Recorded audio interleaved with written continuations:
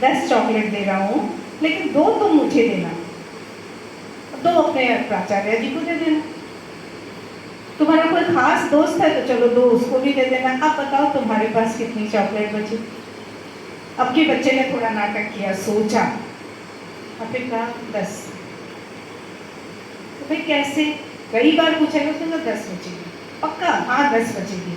तो लाओ चॉकलेट्स रखी गई, 2 इधर 2 इधर 2 उधर। बताओ तुम्हारे पास कितनी बची? मुंह बना लिया उसने, कहा 4 ही बची। तो फिर तुम क्यों कह रहे थे 10? तो तुम्हें देनी थी।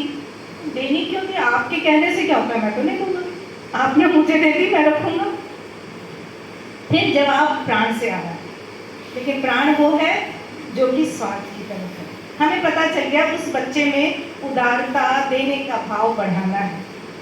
बजाय इसके हम कहेंगे तुमको इतना भी नहीं आता, फिर क्रॉस, बड़ा सा गोला और एक 0, और उस बच्चे पे हमने ठप्पा लगा दिया 0, जबकि 0 सबसे बड़ी संख्या होती है। तो अगर हम अध्यापक हैं तो हमारा कर्तव्य बन जाता है, हमारे लिए और जरूरी बन जाता है कि हम अपने को एकीकरण की प्रक्रिया से लेकर जाएं, अपने मन प्राण शरीर को रोज चैत्य से मिलाएं, उसका निर्देशन माने। दिमाग ऐसे ही कुछ भी ना सोच ले, प्राण ऐसे ही किसी भाव में ना बह जाए, शरीर ऐसे ही कोई भी क्रिया ना कर बैठे। इन तीनों को मिलकर कि भाई चैत्य को याद रखो, प्राचार्य जी बैठे हैं, उनको पूरे स्कूल को देखना है, उनके नाम पे हम बदला तो नहीं लगा रहे कुछ, हम उनकी आज्ञा का उल्लंघन तो नहीं कर रहे हैं, हम स्कूल का नुकसान तो नहीं कर रहे हैं। वो चैत्य हमारा प्राचार्य है, ठीक है। तो समग्र शिक्षा में अगर आप अपना कोई भी विषय पढ़ा रहे हैं, बस आपकी चेतना विकसित होनी चाहिए, और इसके लिए बहुत ज़्यादा आपको सजग रहना, सचेतन रहना। काम चलाओ काम नहीं करना, आज दिखाने के लिए कर लिया, किसको पता चलता है? आपको नहीं पता कि सबको पता चल सकता है। क्या आपने नहीं देखा कि कोई बच्चा आपके प्रश्न का उत्तर दे रहा है और आप बिना कहे, बिना प्रमाण के आप समझ गए कि झूठ बोल रहा है? पता चल जाता है कि नहीं? कैसे पता चल जाता है? क्योंकि आपने उस बच्चे का अच्छी तरह से अवलोकन किया है। वो अवलोकन, वो निरीक्षण हमें अपना करना है और अपने बच्चों का भी करना है, और बच्चों को सिखाना है कि वो अपना अवलोकन कर सके। उनको बोलो 2 मिनट तक अपने अंदर जाओ, और आज इस आधे घंटे के पीरियड में या 1 घंटे के पीरियड में सोच लो कि हम बिल्कुल झूठ नहीं बोलेंगे।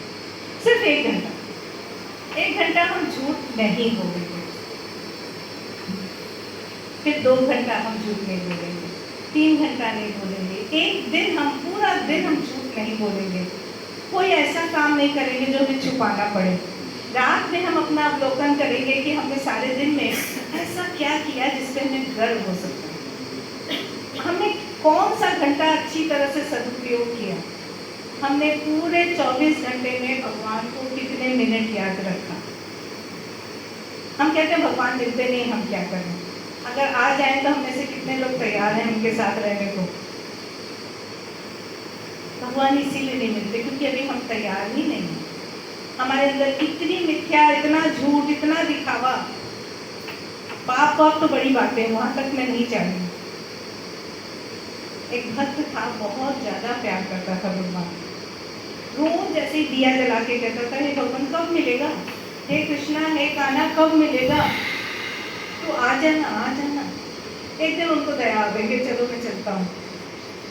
सच में जाने देखा दरवाजे से कोई एक प्रकाश आया, आते आते प्रकाश एक बच्चे में बदल गया, सुंदर से बालक है, मोर मुकुट लगाए, समझ गया है कन्हैया तू तो तुम्हें तो बुला रहे थे, लोग आ गए, सच में आ गया तू, बाल बच्ची कोटी काट रहे आते। उसने कहा हाँ मैं तेरे साथ रहूँगा, सच्ची, हाँ हमेशा तेरे साथ रहूँगा, विश्वास कर, तेरे साथ खेलूंगा, खाऊंगा, सोऊंगा, सब कुछ।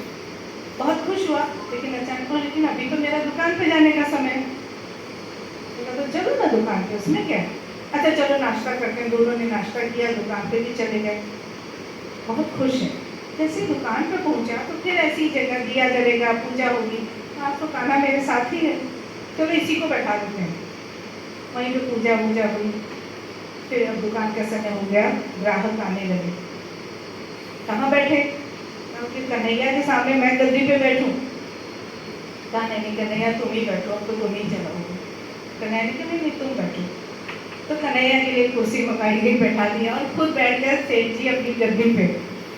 अब ग्राहक आने शुरू हुए, साड़ियों की दुकान थी। आदत क्या होती है, आइए आइए, ये क्या इससे भी अच्छी, इससे भी अच्छी, ये वाली मैं 1500 में देता हूँ लेकिन आपके लिए 800। ऐसे ये बात मुंह से निकलने लगी, सामने कौन बैठा है? कन्हैया। साड़ी की कीमत है 300, बता रहे हैं 1500, दे रहे हैं 800 में। कहाँ है? कुछ भी नहीं बोल पा रहे हैं।